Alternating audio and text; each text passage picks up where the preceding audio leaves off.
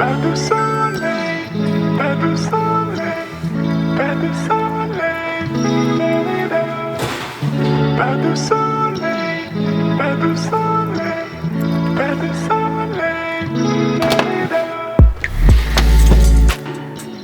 Hi guys, so today's video is going to be a little bit different. I'm going to do it more of like a vlog style video. I'm going to be making a Mother's Day cake today, and I'm going to try and make it like all Pinterest inspired. When I think of Mother's Day, I think of like flowers, obviously, very just clean, classy, and yeah. So I think the first thing to me that just screams Mother's Day that has to be on this cake is macarons. So we're definitely gonna make those today. The reason today is gonna be more of a vlog style cake video is because I have so many other things that I'm trying to get done in a short period of time. Today I baked all of these cookies last night. Kind of cool though. I have like mermaid set over here, and then I have some Yoda ones. I'm gonna try and do a Star Wars theme. So yeah, I wanna try and get all of those iced today, or at least the first flooding layer on so that they can dry overnight. The very first thing that I'm actually gonna do is make the white chocolate ganache drip, because this stuff actually takes quite a while to get to the consistency that you want it for being on a drip cake. I know that I've made this on my channel before, and I'm pretty sure that I've like kind of somewhat explained how I do it. All ganache is just chocolate, but it has to be real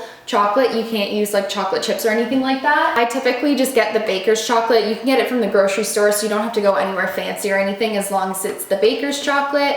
And they have different types. I'm getting the white this time because I'm gonna try and make like a white chocolate ganache drip. Also, depending on what type of chocolate you're using, affects your ratio. So all that ganache is just whipping cream and chocolate. I heat up my whipping cream in the microwave to just get it nice and hot, usually for like 30 seconds or until it's steaming. And then you just pour your whipping cream over top of your chocolate, let that sit for a few minutes before you stir it.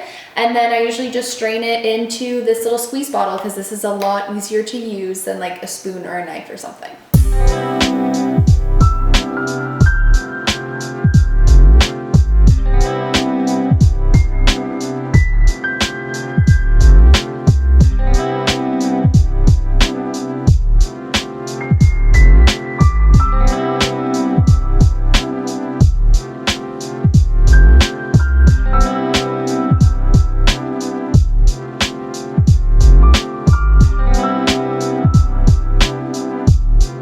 This is the white chocolate ganache, and white chocolate obviously has like just a little bit of a yellow tinge to it. That's why it'll always turn out looking like this. So then I just put a little bit of this white food coloring in it, and it makes a world of a difference.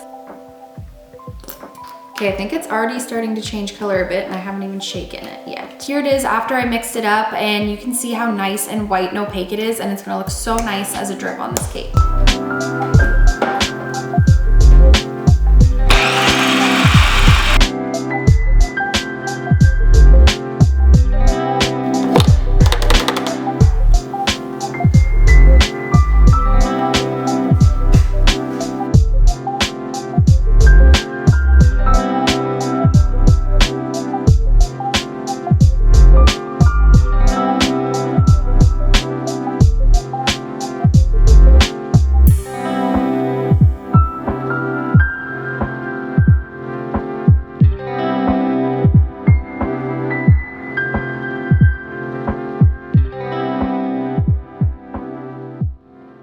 Okay, now that everything is made and prepped and ready to go for this cake, I'm just gonna take like a little break and kind of clean up some of these dishes. Still have a lot more to do today, so I need to kind of do my dishes in waves, or else it's just gonna be a huge mess at the end of the day.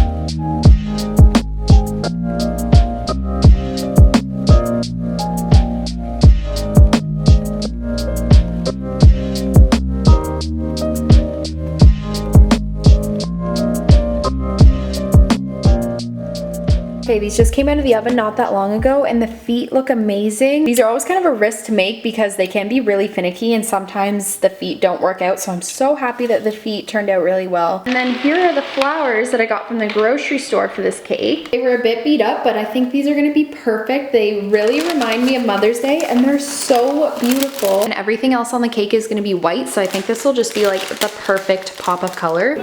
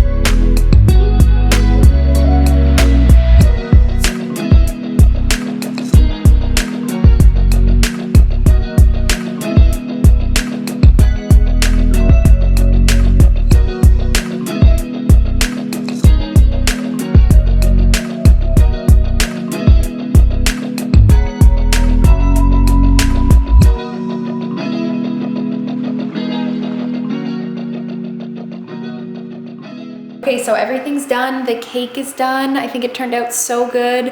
And now I have this gigantic mess to clean up that is behind the scenes. So I'm gonna end this video here. Thank you guys so much for watching and I'll see you next time.